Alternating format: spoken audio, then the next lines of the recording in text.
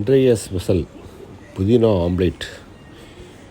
இதுக்கு என்ன செஞ்சோம்னா, சின்ன வெங்காயம், புதினா கொஞ்சம், பச்சை மிளகாய் 2 முட்டை கலக்குனது, கொஞ்சம் அதுக்கு தகுந்த உப்பு சேர்த்தது, எல்லாத்தையும் ஒரு கிண்ணத்தில் போட்டு கலக்கி பார்த்திங்கன்னா தெரியும்.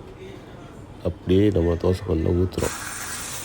பார்த்திங்கன்னா பச்சை பசேல்னு புதினா பாருங்கள், அப்படியே சாப்பிட்லாம் போல் இருக்குது, வேக வைக்காமலே.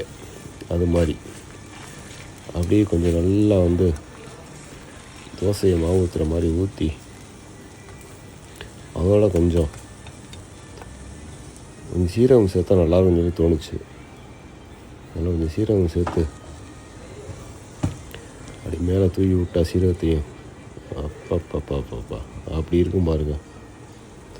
சீரகம் போட்டாச்சு, அப்படியே நல்லா கொஞ்சம் பதமாக வேக வச்சு பார்த்திங்கன்னா வந்துருச்சு. வெளியில் உள்ளதெல்லாம் வந்துருச்சு, நடுவில் தான் வேக மாதிரி. அப்படியே தூக்கி அப்படி பரட்டி போட்டோம்னா அந்த பதத்துலேயே கருகாமல் அப்படியே நல்லா இருக்கும்.